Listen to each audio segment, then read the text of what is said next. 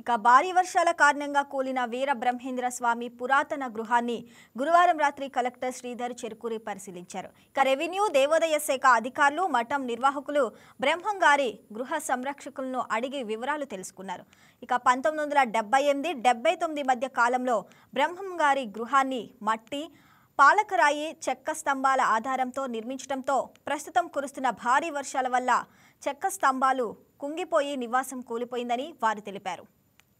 Intact సంస్థ వారి సహకారంతో పూర్వపు ఉనికి కోల్పోకుండా భక్తుల మనోభావాలు నొచ్చుకునే అవకాశాలు లేకుండా అదే మెటీరియల్తో ప్రత్యేక ఆర్కిటెక్చర్ ధార్మిక పరిషత్ సలహాలు సూచనల మేరకు కూలిన ఇంటి పునర్నిర్మాణం చేపట్టేలా చర్యలు తీసుకుంటామని కలెక్టర్ తెలిపారు.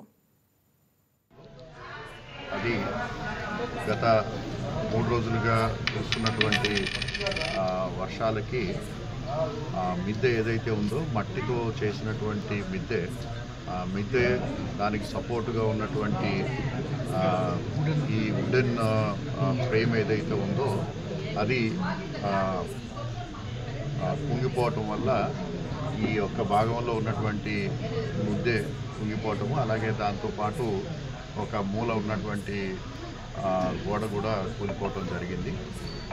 ఇది 1978-9లో ఇక్కడ ఉన్నటువంటి గ్రామస్తుల సహకారంతో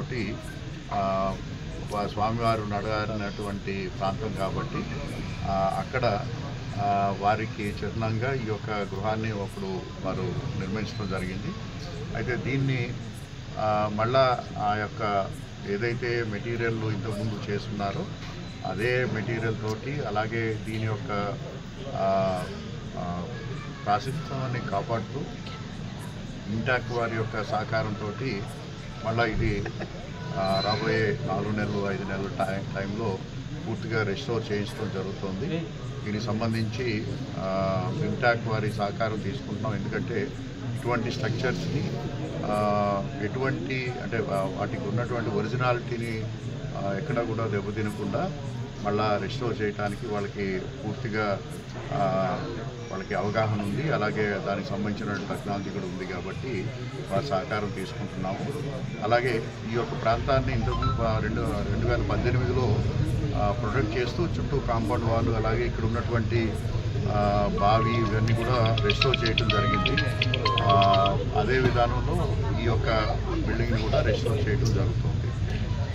అయితే ఇక్కడ మెయిన్గా మనం గమనించుకోవాల్సింది ఏంటంటే మొత్తం పైన ఏదైతే స్లాబ్ ఏదైతే ఉందో అది కంప్లీట్గా మట్టితోటి చేసి రాళ్ళు పరిచినటువంటి మిద్దె అది. సో ఆ మిద్దె ఈ వర్షాలకి బాగా నానటం, అదేవిధంగా దానికి మిద్దెకి సపోర్టుగా ఉన్నటువంటి పురాతనమైనటువంటి వుడెన్ ఫ్రేమ్ ఏదైతే ఉందో అది విరిగిపోవటం వల్ల ఒకటేసారి అది కూలిపోవటం, అలాగే దానికి గోడ కూడా